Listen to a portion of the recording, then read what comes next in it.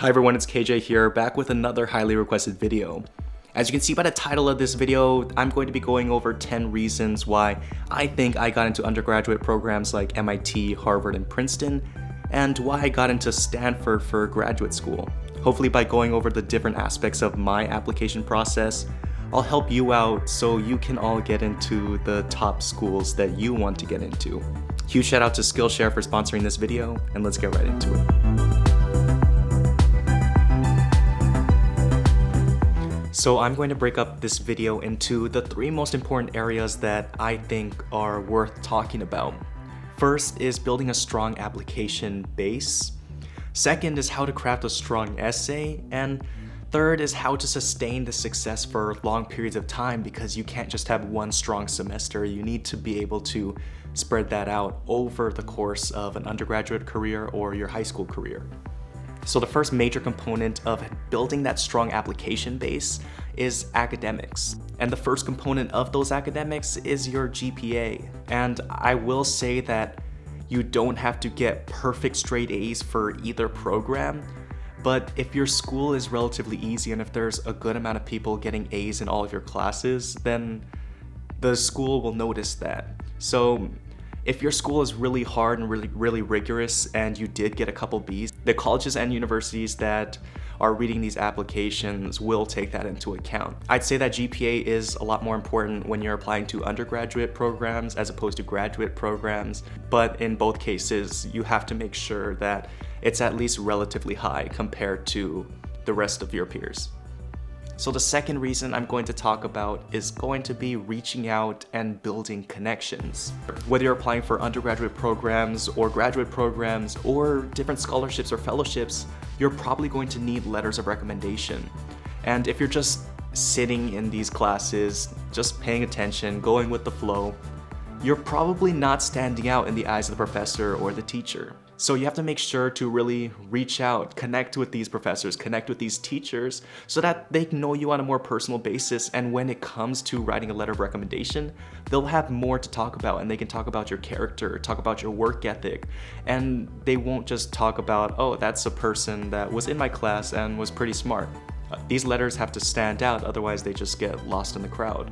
So personally, I made a really big effort in just reaching out to different professors that have taught me or professors that are in fields of interest that I was interested in. And I took time to have short meetings with them, just talk to them, take lab tours, and sometimes have dinner or lunch with them. And this kind of flows straight into my third reason, which is building relationships. And in terms of relationships, I mean with the professors, with the people in the department that will really open doors for you. Once you get to know these professors or teachers on a personal basis, they'll probably help you if you need to reach out and connect to somebody. And in academia, professors within the same field probably had to contact each other at one point or another. So I had a lot of MIT professors who knew Stanford professors so they can talk about them. And when I met with Stanford professors, they asked about my relationship with different MIT professors, and they were really intrigued that, yeah, I knew them on a more personal basis. So I really think not only connecting on a personal level is important, but also continuing to build that relationship so that you can later use these relationships to build new ones. The fourth and final reason that I'm going to mention about building that strong application base is doing extracurriculars. A lot of people can focus on academics and focus on just studying all the time, and they will get a high GPA and they will get high test scores. Colleges and universities know this. They want a student that not only is good solely in the classroom, but shows some other aspect that they will find valuable at that institution and at that university. So for me, I have this YouTube channel. So of course I talked about the different relationships that I've built through this YouTube channel, through my following, and through the different conventions that I've attended, and the different opportunities that arose because of this YouTube channel. I also talked about how I'm the vice president of my fraternity at the school and how I like to stay active. And just having these different aspects to my life start painting a fuller picture of the type of student that I am and the type of work ethic that I do possess. So In terms of extracurriculars, I wouldn't force them to try to fit a certain mold of an institution. I applied to engineering, and YouTube was my main extracurricular, and that's okay because I'm passionate about YouTube, and that passion will show in an essay and show in an interview. So it's great to really understand what aspects go into creating a strong application base, but unless you know the techniques to push your productivity to the point where you can actually achieve these things, it's not really useful. Luckily, Skillshare, the sponsor of today's video, will help you become your most creative and productive self. Make 2020 a year where you explore new skills, deepen existing passions, and get lost in creativity. With Skillshare's online classes, what you find just might surprise and inspire you. Sometimes what you need to get over a hump is a community. Skillshare is an online learning community that offers membership with meaning. With so much to explore, real projects to create, and the support of fellow creatives, Skillshare empowers you to accomplish real growth. Skillshare offers classes designed for real life, so you can move your creative journey forward without putting life on hold. You can learn and grow with short classes that fit your busy routine. You should check out classes like Real Productivity, How to Build Habits That Last, and Personal Productivity, 5 Exercises to Make Your Big Goal a Reality. The latter, taught by Kate Ahrens, goes over healthy, effective, and efficient ways to help boost your personal productivity. Skillshare is also incredibly affordable, especially when compared to pricey in-person classes and workshops. An annual subscription is less than $10 a month. Click the link down in the description below to get 2 free months of premium membership and explore your creativity.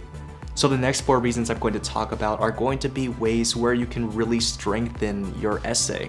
And since Stanford is my most recent application, I'm going to reference that specifically because I think the essay process is the same across the board, whether you're applying for fellowships, scholarships, undergraduate, or graduate schools.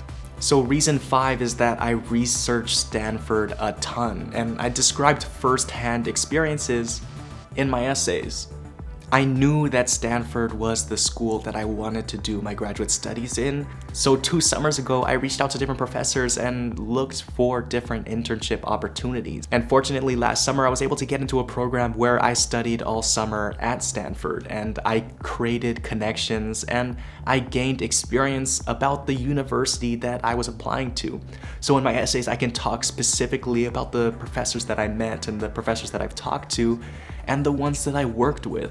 And actually describing details about Stanford itself, I think really helped push my essay over the top. And even if you haven't been to the school that you're trying to apply to, I'd say research a lot about that school so that you can actually show that you cared enough to see the different departments and to see the specific programs that you might be interested in.